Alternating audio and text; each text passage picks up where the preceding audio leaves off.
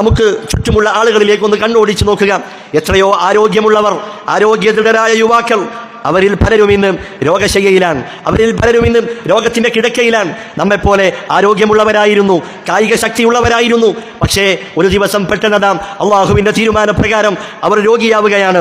ഒരിറക്ക് വെള്ളം കുടിക്കാൻ കഴിയാത്തവർ, ഒന്ന് മലമൂത്ര വിസർജനം നടത്തണമെങ്കിൽ മറ്റുള്ളവരുടെ സഹായം ആവശ്യമായി വരുന്നവർ, അങ്ങനെ എത്രയോ രോഗികൾ നമുക്ക് ചുറ്റുമുണ്ട്. അതുകൊണ്ട് ആരോഗ്യമെന്ന് പറയുന്ന ഈ വലിയ നിഅമത്ത്, അതിൽ നീ വഞ്ചിതനാകാൻ പാടില്ല. റസൂലുള്ളാഹി പറഞ്ഞില്ലേ, നിഅമതാനി മഗ്ബൂനുൻ ഫീഹിമാ കസീറുൻ മിനൻ നാസ്, ജനങ്ങളിൽ അധിക പേരും വഞ്ചിതരായിട്ടുള്ള രണ്ട് അനുഗ്രഹങ്ങളുണ്ട്. ഒന്നാമത്തേത് അസ്സിഹ്ഹതു, അത് ആരോഗ്യമാണ്. രണ്ടാമത്തേത് വൽ ഫറാഗ്, ഒഴിവ് സമയമാണ്. ഈ രണ്ട് അനുഗ്രഹങ്ങൾ, അതിൽ പല ആളുകളും വഞ്ചിതരായിരിക്കുകയാണ്. അതുകൊണ്ട് നമ്മുടെ ആരോഗ്യവും കഴിവും ശക്തിയും ഒക്കെ കാണുമ്പോൾ ഇതെല്ലാ കാലവും നിലനിൽക്കുമെന്ന് നമ്മിൽ തോന്നേണ്ടതില്ല. ഒരു കവി പറഞ്ഞതായി കാണാം, വലാ തഗ്തറ ബിദ്ദുനിയ ഫഇന്ന സഹീഹഹാ യസ്കം, നീ ദുനിയാവിൽ ഒരിക്കലും കബളിപ്പിക്കപ്പെടേണ്ടവനല്ല. ദുനിയാവിൻ്റെ അതിൻ്റെ അമ്പരാപ്പിൽ നീ ഒരിക്കലും വഞ്ചിതനാകാൻ പാടില്ല.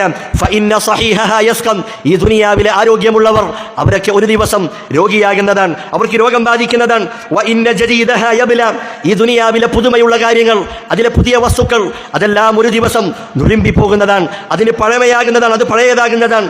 വഇന്ന ശബാബഹാ യഹ്റം, ഈ ദുനിയാവിലെ യുവത്വമുള്ളവർ, യുവാക്കൾ, അവർ ഒരു ദിവസം അവർക്ക് നിരബാധിക്കുന്നതാണ് എന്ന് കവി പറഞ്ഞതായി കാണാം. അതുകൊണ്ട് എല്ലാ ദിവസവും യുവത്വത്തോടുകൂടി, ആരോഗ്യത്തോടുകൂടി ഈ ദുനിയാവിൽ എന്നെന്നും അങ്ങനെ ജീവിക്കാമെന്ന ധാരണയൊന്നും ആരിലേക്കും കടന്നു വരേണ്ടതില്ല.